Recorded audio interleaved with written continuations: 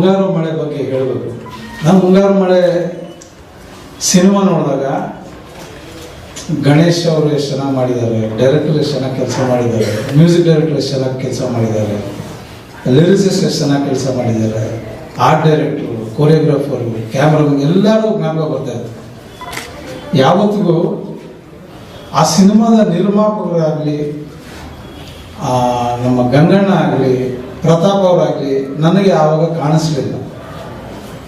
ಈ ಸಿನಿಮಾ ಮಾಡಬೇಕಾದ್ರೆ ದೊಡ್ಡದಾಗಿ ಯಾಕೆ ಕಾಣ್ತಾ ಇದ್ದಾರೆ ಅಂದರೆ ಅವರಲ್ಲಿರೋ ಒಂದು ಪಾಸಿಟಿವ್ನೆಸ್. ತುಂಬ ಒಳ್ಳೆಯ ಸಿನಿಮಾ ನಾವು ತೆರೆ ಮೇಲೆ ತರಬೇಕು, ಜನರಿಗೆ ಕೊಡಬೇಕು. ಸೊ ಆ ಕಾರಣದಿಂದ ಹುಟ್ಟಿರೋದೇ ಒಂದು ಮುಂಗಾರು ಮಳೆ. ಅದೇ ಕಾರಣದಿಂದ ಮತ್ತೆ ಹುಟ್ಟಿರೋದು ಈ ಮನದ ಕಡೆಗಳು. ಸೊ ಎರಡರಲ್ಲಿರೋ ಆ ಪಾಸಿಟಿವ್ನೆಸ್ಸು ಜನಕ್ಕೆ ತಲುಪೋದಕ್ಕೆ ತುಂಬ ದೊಡ್ಡ ಶಕ್ತಿಯಾಗುತ್ತೆ.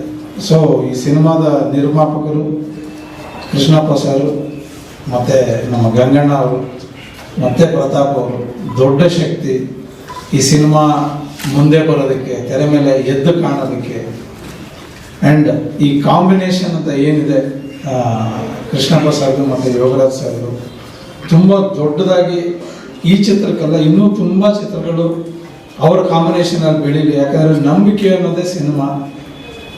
ಇಬ್ಬರು ನಂಬಿಕೊಂಡು ಒಬ್ಬರ ಮೇಲೆ ಒಬ್ಬರು ಮಾಡ್ತಾ ಇರೋಂಥ ಈ ದೊಡ್ಡ ಸಾಹಸಕ್ಕೆ, ಯಾಕೆ ಹೊಸಬರನ್ನ ಇಟ್ಕೊಂಡು ಇಷ್ಟು ದೊಡ್ಡ ಸಿನಿಮಾ ಇಷ್ಟು ಅದ್ಧೂರಿಯಾಗಿ ಮಾಡ್ತಾ ಇರೋದು, ಇಷ್ಟು ದಿನಗಳು ಮಟ್ಟ ಮಾಡ್ತಾ ಇರೋದು, ಇಷ್ಟು ವೆರೈಟಿ ಆಫ್ ಲೊಕೇಶನ್ಸಲ್ಲಿ ಮಾಡ್ತಾ ಇರೋದು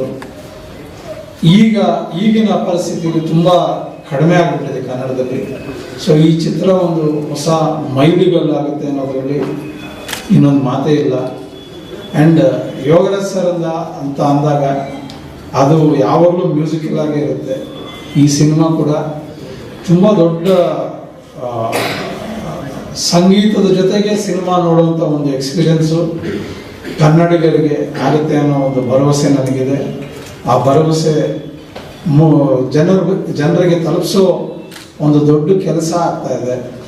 ಸೊ ದೊಡ್ಡ ಶಕ್ತಿಯಾಗಿ ಈ ಸಿನಿಮಾಗೆ ತೆರೆ ಹಿಂದೆ ಕೆಲಸ ಮಾಡ್ತಾ ಇರೋ ಯೋಗರಾಜ್ ಸರ್ಗೆ ಅಭಿನಂದನೆಗಳು. ತುಂಬ ದೊಡ್ಡದಾಗುತ್ತೆ ಅನ್ನೋ ಒಂದು ನಂಬಿಕೆ ಇದೆ.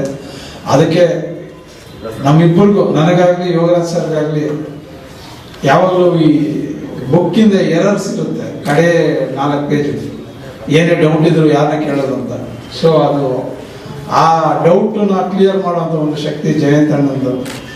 ಸೊ ಅದು ಅವರ ಕೊಡುಗೆ.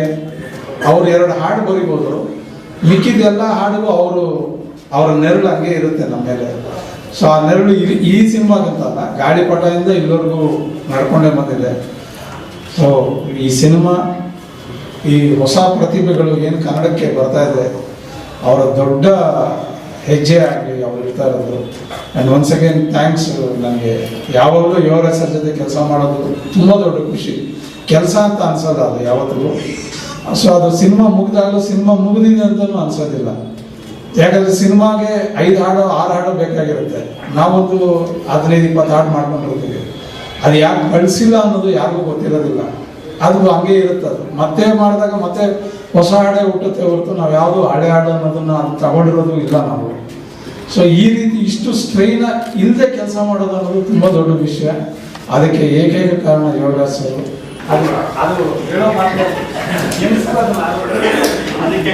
ನಾಡಿಗಳು ಏನು ಕೇಳಿದ್ರಿ? ಏನು ಸರ್? ಯಾವ ಹಾಡು ಸರ್? ಸರ್ ಅದನ್ನ ಹಾಡಬೇಕಾದ್ರೆ ನನ್ನ ನಾಲ್ಗೆ ಕಚ್ಕೊಂಡಿಲ್ಲ. ಯಾವಾಗ ನಾಲ್ಗೆ ಹೋಗ್ಬಿಡ್ತು ಅನ್ನೋ ಭಯ ಇದೆ. ಅದು ಏನು ಲಿರಿಕ್ಸ್ ಅದು ಓದೋಕ್ಕೆ ಕಷ್ಟ ಸರ್, ಹಾಡೋದೇನು ಸರ್? ಅದನ್ನ ಓದೋಕೆ ತುಂಬ ಪ್ರಯತ್ನ ಪಟ್ಟಿದ್ದೇನೆ ಹಾಡೋಕೆ ಮುಂಚೆ. ಅದು ಓದೋಕೆ, ಇವಾಗ ಹಾಡೋಕ್ಕೆ ಟಂಗ್ ಟ್ವಿಸ್ಟಿಂಗ್ ಅಂತ ಕೇಳಿದೀವಲ್ಲ, ಅದು ಓದೋದು ಕೂಡ ಟಂಗ್ ಟ್ವಿಸ್ಟಿಂಗ್. ಅದು ನಮ್ಮ ಎದುರುಗಡೆನೇ ಇರುತ್ತೆ, ಬರೀ ನಾವು ತಪ್ಪೇ ಹೇಳ್ತಾ ಇರ್ತೀವಿ. ಅದು tongue sir, tongue reading sinking, ಅದು ಸಿಂಗಿಂಗ್ ಬೇಕಾಗಿತ್ತು. ಒಂದು ಲೈನ್ ಬೇಡ ಸರ್, ಯಾವುದಿಲ್ಲ ಸರ್.